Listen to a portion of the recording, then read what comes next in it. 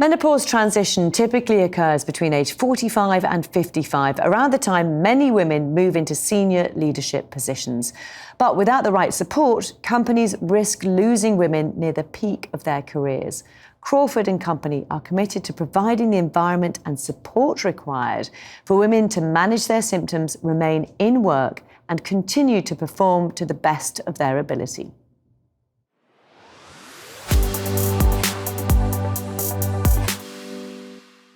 At first, I was embarrassed to feel the way that I did.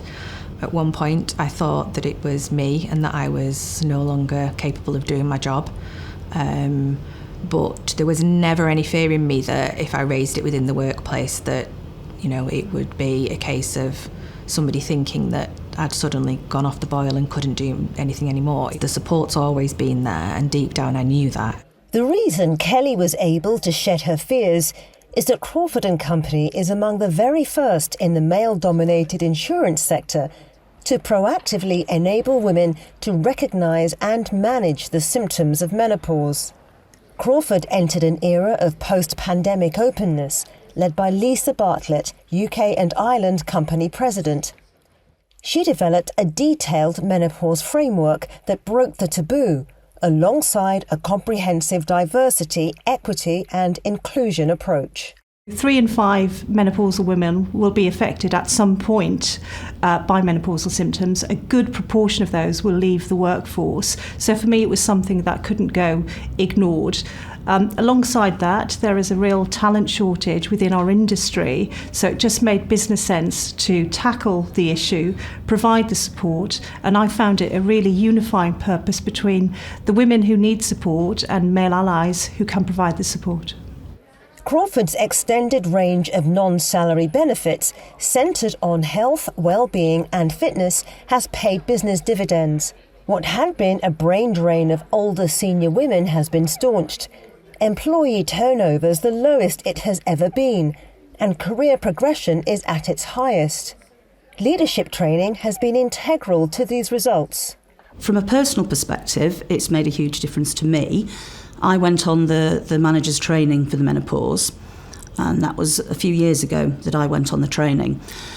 And the thing that really helped me was the fact that it enabled me to look at myself and some of the symptoms that I'd been experiencing and actually join the dots and realise that, these were things that were related to perimenopause or menopause, and they weren't just because I was getting forgetful or I was a bit fed up about something.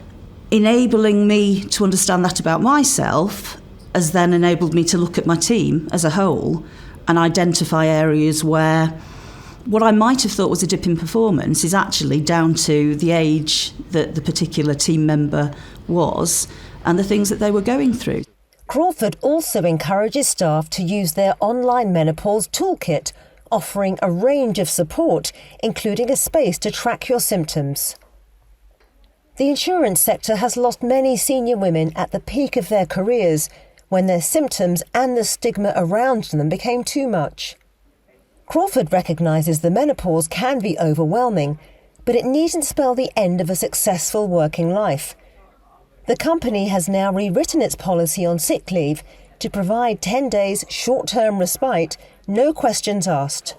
I have a member of the team who herself has struggled somewhat with, I think hers is predominantly the brain fog, and I've just been able to say to her, look, just take the time that you need. The policy is there for a reason.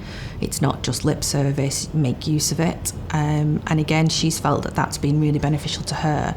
And as a manager, it's great for me to be able to say to somebody, you can take the time that you need. I've always been that type of a manager, but to have a policy that backs that up is great. I think we have seen results. So I'm not seeing a drain of talent within the over 50 female talent, definitely not seeing that. I think the conversations have changed within the workplace. So conversations between women and conversations between men and women. So I don't think that menopause is a taboo subject. So I am seeing the results that actually our women are getting the support that they need. And it's worth it. It's definitely worth it.